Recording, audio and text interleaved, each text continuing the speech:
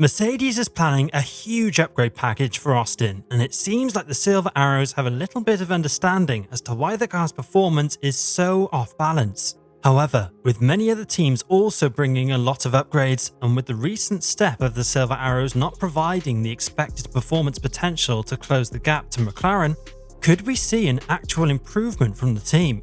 And if so, will it be enough for Mercedes to lead a charge in the final quarter of the season? The Singapore Grand Prix was a disappointing weekend for Mercedes. Not only was the W15 slower than the McLaren, Red Bull and Ferrari by nearly a second on race pace, the W15 year on year has not even gained relative pace compared to leaders McLaren. George Russell had a pretty standard weekend, qualified 4th and finished the race ahead of both Ferraris. Hamilton, on the other hand, again had a downfall weekend, through no fault of his own.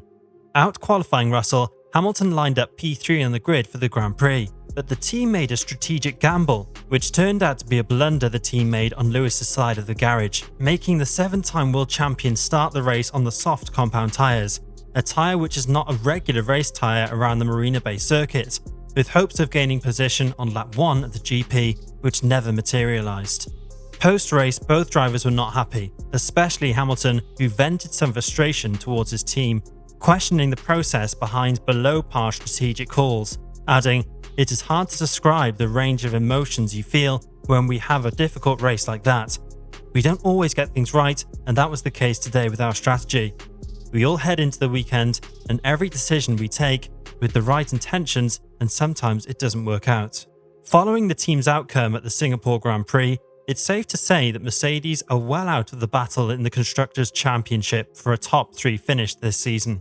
But that does not mean the team are done with this season just yet, which is why the team is bringing a huge aerodynamic upgrade package to Austin, the track on which almost the entire grid will bring an upgrade. However, with all the issues that Mercedes has with the W15, especially in drastic variations compared to a track surface with a difference of a couple of degrees, down to the W15 performing entirely differently from one tyre compound to the other during the same GP, the nature of these problems seems way too specific, and it's still unclear whether Mercedes will be able to fix the majority of the flaw in just one weekend.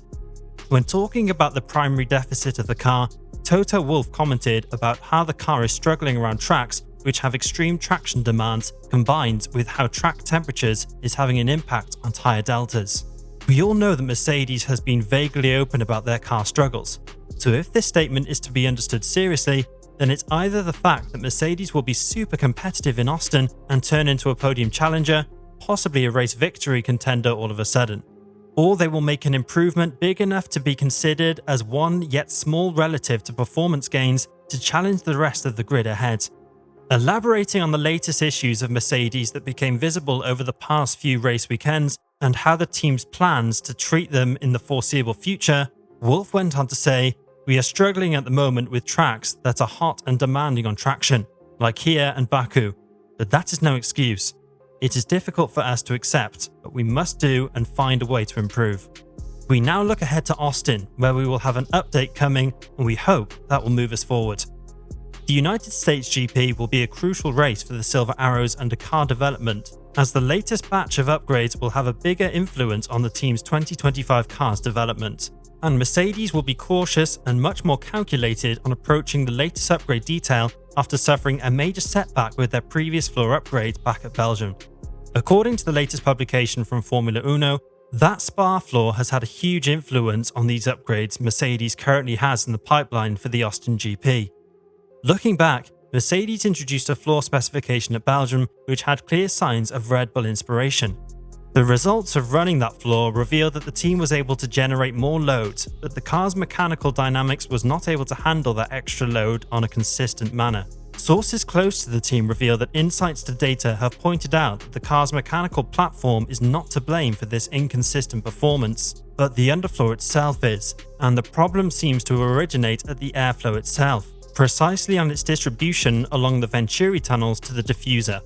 So with this knowledge in the databanks, Mercedes have developed a third iteration underfloor, which will be introduced at Austin.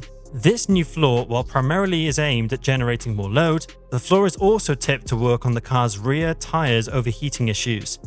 Alongside, the Silver Arrows have taken precautionary steps to redesign its suspension wishbones to gain an aerodynamic effect which will correspond to that of the underfloors. This will ensure that top body and underbody aerodynamics do flow in sync. A new front wing is reported to be in the works back at Brackley. This wing has nothing to do with flexing apparently, but is designed to give the engineers much more freedom over the control of front and rear balance, to work around the car's understeer and oversteer problems, mostly noted around the Marina Bay circuit on George Russell's car. James Allison talked about these upgrades in detail in the team's latest debrief video.